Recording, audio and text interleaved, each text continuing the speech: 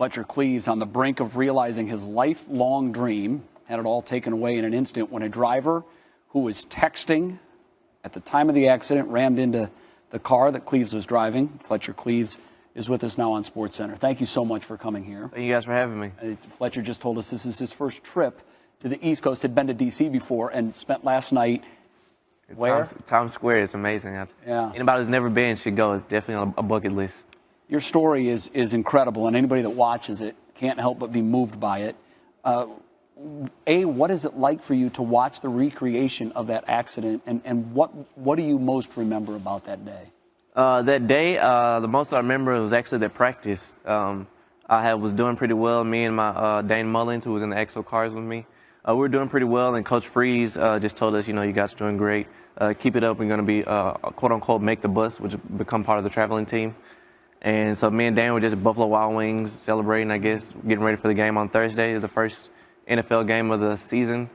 And just on the way home, and a lady she wasn't paying attention. I remember seeing the glow from the phone on her face or whatever device she was on. And I just panicked and overcorrected and swerved, and it flipped over into an embankment. How has it changed your life? It changed my life tremendously. Just having to adapt to my new body. You go from being a football, on scholarship, being able to lift weights and run this fast. As athletes, we rely on our bodies so much for everything we do, and not being able to rely on my body has really changed.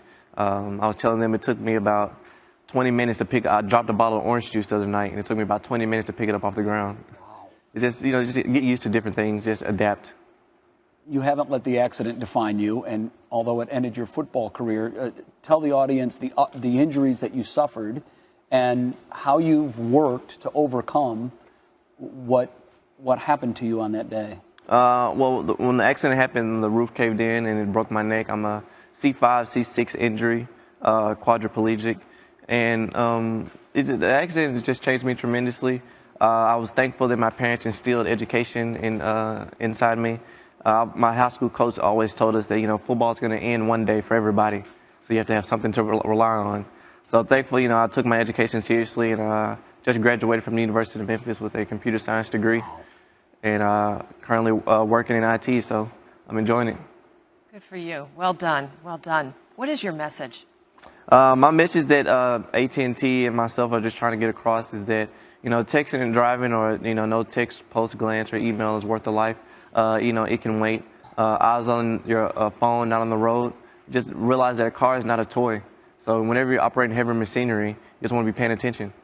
Yeah, kids need to hear that. Definitely. All the young kids who are just now starting to drive, and teenagers, and they've grown up with devices in their hands. Well, I'm still part of the young generation, and it's a lot of older people. Everybody. Technology is such a big part of the world today. Everybody's on the phone or email or laptop, iPad.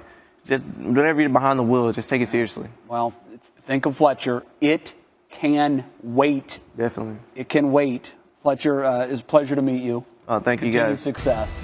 Thank you. I appreciate you guys for having me.